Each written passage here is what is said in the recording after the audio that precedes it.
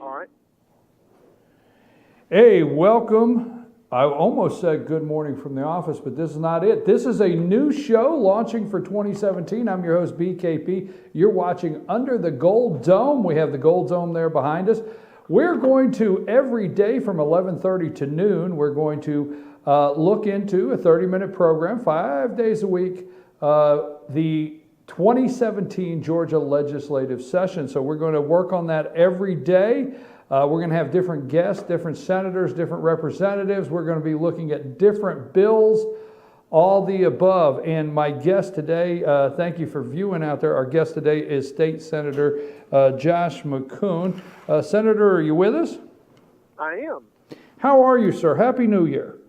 Happy New Year to you. I'm doing great, and I hope you are. We can't complain. We are hearing now you're a little further south. You're down there in the 29th district in Columbus, but we're talking snow in North Georgia by the end of the week. So, yeah, I think we may have some snow in the metro Atlanta area, so it may make for an interesting first day of the session, depending on how severe the weather is. Okay, well, I said this, you did not. So if viewers are out there, you understand this is not the senator's words, they're mine, BKP. So if it's going to rain Saturday, probably look for the governor to put in a state of emergency about Thursday. Okay. Did I say that out loud? I have to stop that. Okay. Senator, let's 2017 session. Thank you for being on our first guest for our new show here that we'll have up on YouTube on a daily basis. Some things going on in the upcoming session. And let me go first to some discussion about not just the religious liberty bill, about the judicial committee chairmanship that is actually has two, I understand. One is for civil and one is for criminal, and you chair one of those. Do you currently chair, or did they combine that as they say they may do? So for the first 2 years I was in the Senate, there was just a Senate Judiciary Committee. And then the rules were changed in 2013 to create a second committee called the Senate Judiciary Non-Civil Committee that deals with changes to the criminal code. Right. And that's how we've operated for the last 4 years. I chair the Senate Judiciary Committee. Senator Jesse Stone from Waynesboro chairs the Senate Judiciary Non-Civil Committee. There was a Republican caucus meeting last week where a decision was made to change the rule to go back to the single Senate Judiciary Committee. And at this point, committee assignments have not been made. I don't know that I will retain that chairmanship or if I will receive a different committee assignment. We should know that either later this week or early next week. So committee assignments, although it's presumptuous, the committee assignment you had last session is the one you'll have this session, is not always guaranteed, and you could actually get another assignment on a committee. That's correct. You know, sometimes people get the exact same assignments, sometimes they change. You know, I've been asked about this quite a bit, and what I've told people is, you know, I'm at the legislature to be the senator from the 29th district and to represent my constituents. The committee assignments are kind of incidental to that. Obviously, I have areas of interest like every legislator does, but whatever assignments I receive, I'm going to continue to work on the issues that are important to me and that are important to the people I represent. Okay, before we get into some of the legislation and some of the things that we think may be taking place in this session, what are some of the significant rule changes in the Senate this year? What are some of the things that, for those of us that have been paying attention to the Senate, that we could expect changes in any of the rules or the protocols? Well, the rest of the package that was agreed to last week, there are a couple of changes. One is, you know, we have the conference committee rule in the Senate where we get a whopping 2 hours to review these bills before they're voted on. They have put a change in there that if 29 senators, if the majority of the Senate agrees that rule can be suspended. So what that means is the conference committee report can be placed on my desk a senator can make a motion to suspend the 2-hour rule, and if it's agreed to, we can go to an immediate vote. So within 60 seconds of the conference committee report hitting my desk, a motion can be made, and then we proceed to an immediate vote. So that really guts the 2-hour rule that we had worked to move from 1 hour to 2 hours. Another change has to do with points of personal privilege. These are the opportunities for senators to get up and speak on any matter of concern. Those speeches have, throughout my Senate service, each senator has been entitled to give 1 5-minute speech per session day. The new rule would cut that in half for the last 20 days of the session. It would reduce it down, well, not quite in half. It would reduce it down to 3 minutes, so that there would not be as much of those points of personal privilege towards the end of the legislative session. Can I interrupt you? Can I interrupt you just a second, Senator? Let me back up just a minute. So a committee, a conference committee, they finalize, they can bring something out of conference committee. If 29 senators approve, then you could turn around and have a motion to vote. And vote on it immediately. Right. Instead of having the 2 hours. And in the past, you had 2 hours. You had 2 hours to review everything the conference committee sent to the floor for a vote. That's correct. Okay, let's take that one first. Why do that? What's the upside of that? What's the downside of that? I mean, something to me sounds like no matter what comes out of conference, everybody should have some amount of time, even if you think you're okay with it, to review it. Could you elaborate a little on that? Sure. This has been a big bone of contention for me for several years because, when I was a Republican Party chairman in Columbus and we were railing against the Obama administration's passage of Obamacare, one of our chief complaints was that the Congress did not have 24 hours to review the legislation before voting on it. Right. And here we are in a Republican-controlled General Assembly where we're not giving our own members the time to read the bills. And I think the other thing we've got to remember is the public ought to have some sort of role. I mean, it's true that I'm elected by the people in my district to represent them, but they should have the opportunity to review these bills and weigh in on them. And you literally make that impossible. The famous example I give is the transportation tax. That was put on everyone's desk at 9:30 at night on day 39, and we voted on it at 11:45 that night. There's no time for constituents back home to even know this is happening until it's over. And so, my way of thinking is it's a bad direction we're going in. It is empowering a handful of legislators in the process at the expense of what I believe is a fair and open and transparent way of doing business.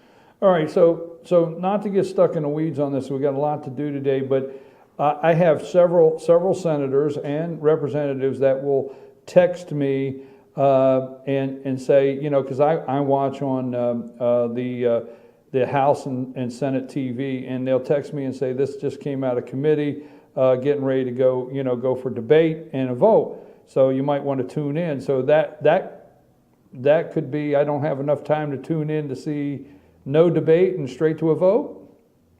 That's true, because if these rules are adopted, what could happen is a conference committee report could be placed on our desks. A motion could then be made to suspend the 2-hour rule. That could pass, and then a motion could be made to go to the previous question to eliminate any debate, and we could go right into a vote. So that's what's problematic about it for me. What's the odds of that passing, Senator? Oh, I think it's very high. I mean, the Republican caucus has taken what's called a caucus position on these rules changes, meaning that you are subject to discipline by the caucus if you vote no on the rules package. And of course, that's the first vote we take on Monday. Right, is the rules package. Mm-hmm. What is the second rule change you were discussing before I interrupted you, sir? There's the reduction of these points of personal privilege, these speeches that senators can give on any topic. So the second 20 days of the session, those will be reduced from 5 minutes to 3 minutes. And I think one thing that you and I have talked about at length in the past is this issue of not recording votes on floor amendments. And there's no change on that. So it will still require 5 senators to get a recorded vote on any floor amendment. okay, you were getting ready to discuss another rule change from the Republican caucus. Another one before I interrupted you. What was the third one you were going to? So in addition to the change on the points of personal privilege, another change that is proposed in the rules is crossover day. So crossover day, for your viewers that are not familiar with this, is the day by which a bill has to pass either the House or the Senate, Right. for it to be viable to pass for the current legislative session. Traditionally, that's been day 30, and that's done by Senate rule. So the caucus position that was taken last week was to go to day 27.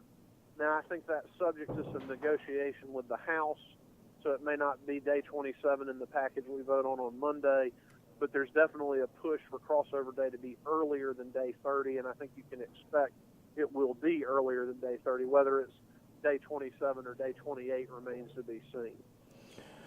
Okay, now we've talked about crossover day, and we've talked about the 5-minute to 3-minute daily comments being reduced, 20 days left in the session to 3 minutes, and and we also talked about the coming out of conference committee, and going straight to a vote if 29 senators agree to that. Correct? I get that correct?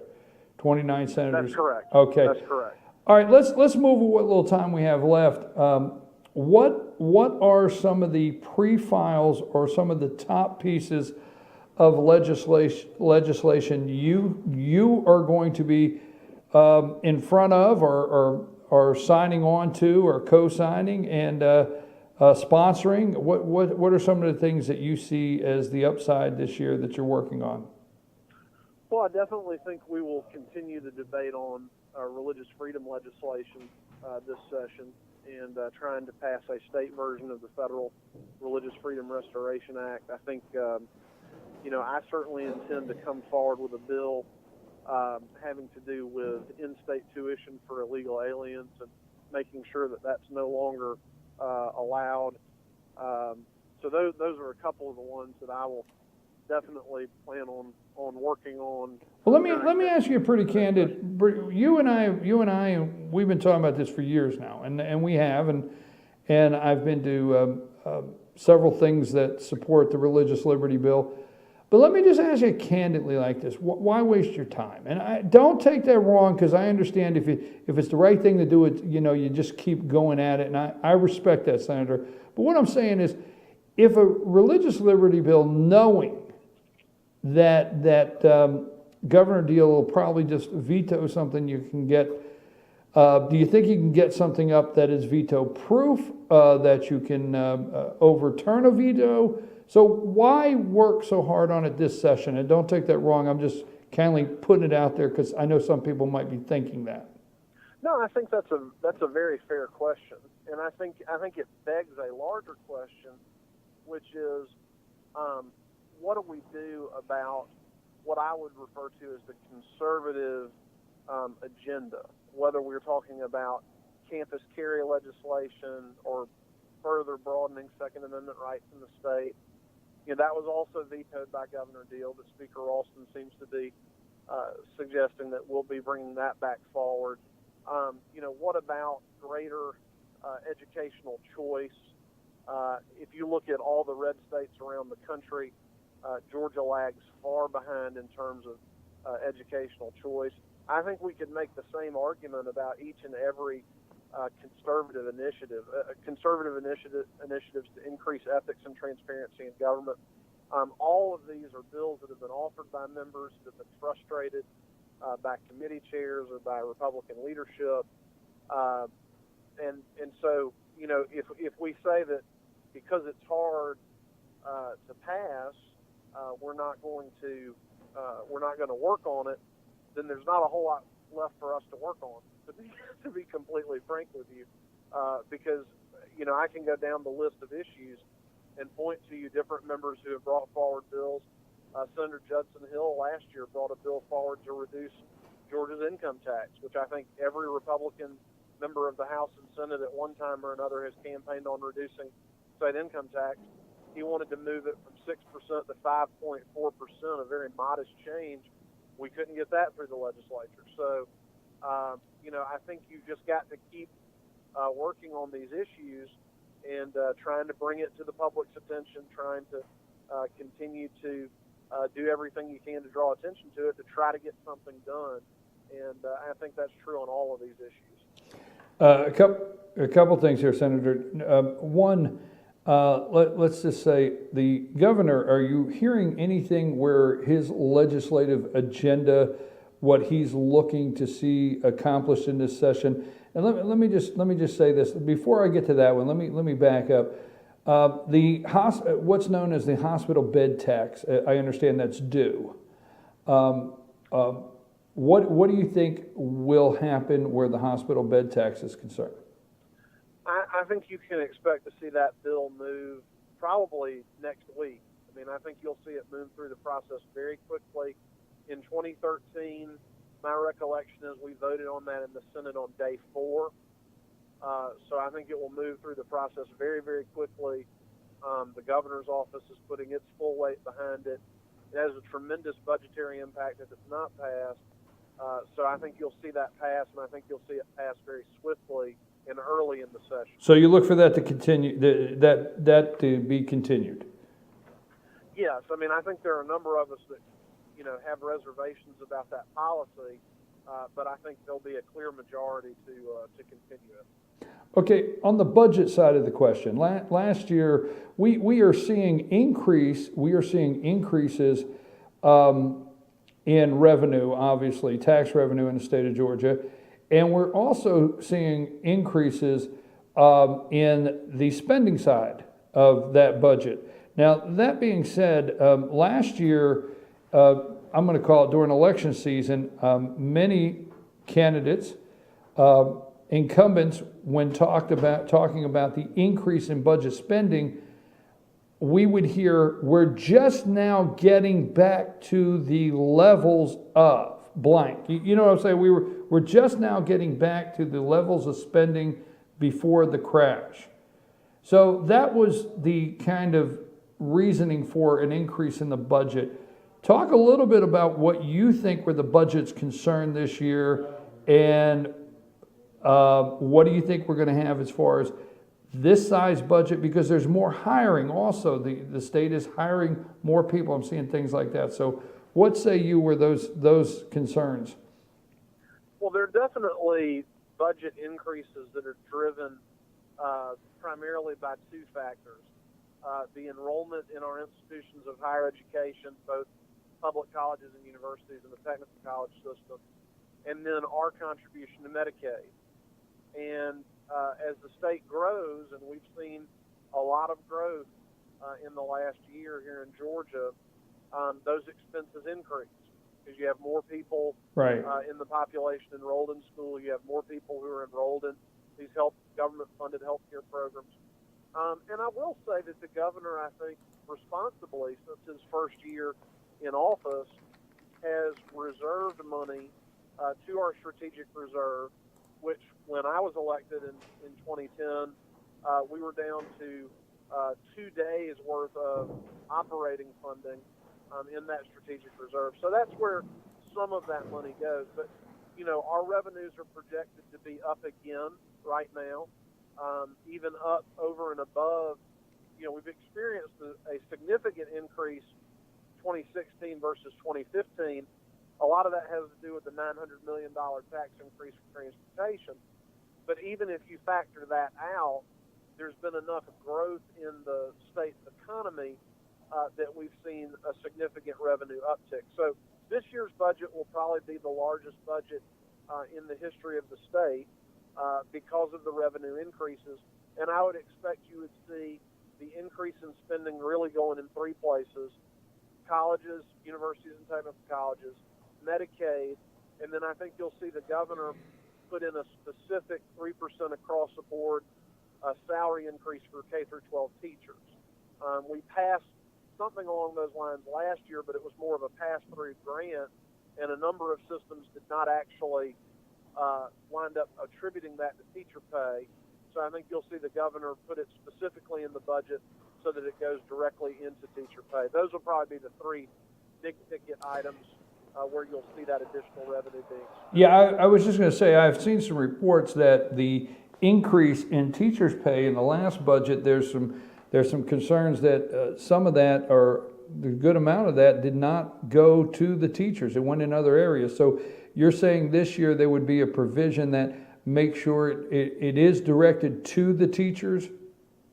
I believe the governor's committed to that, and I think he's right to do that. I mean, we certainly try to observe the principle of local control, and I think the governor was trying to respect that with his initiative last year. But we saw in my home county and in other counties across the state, the school system sort of robbed Peter to pay Paul, and Right. they come up with these excuses about why they couldn't fund teacher raises.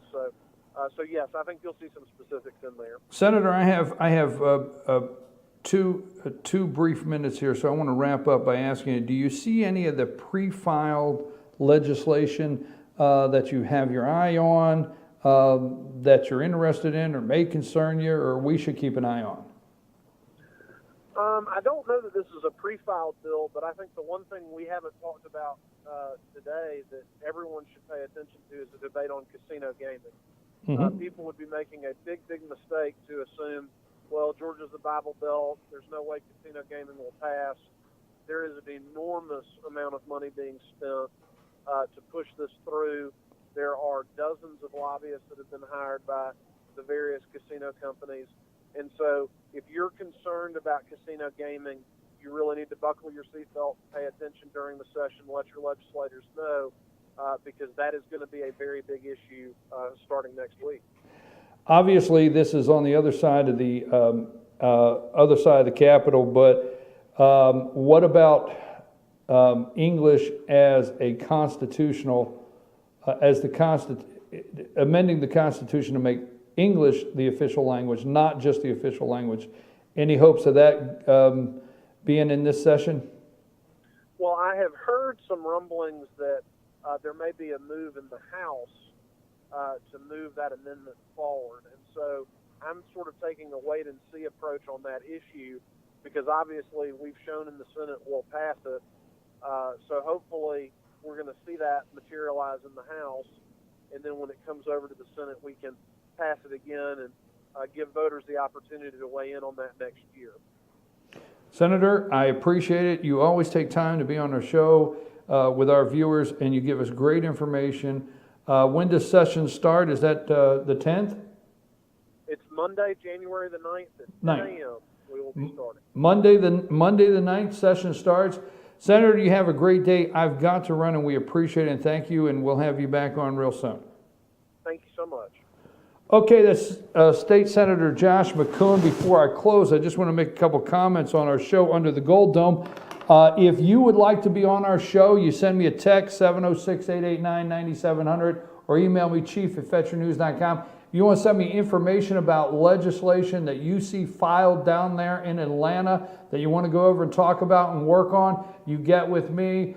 We just started breaking the ice today of what's going on in downtown under the Gold Dome. A little interesting that the conference, you can get a bill out of conference and it could hit the table, and if 29 senators say go, they can vote on it immediately with no 2-hour debate. So that's interesting. I'm your host, BKP, and you're watching Under the Gold Dome on FetcherNews.com. Now let me just tell you out there, you can go to the Georgia House of Representatives, go to www.house.ga.gov, just say Georgia House of Representatives, and you can look there and you will see first readers, you'll see a daily status, you can keep up, you can see House pre-files right on there. House pre-files will give you all of the bills that have been pre-filed that are going into committee, and we got to see if we get out of committee, get to the floor for a vote.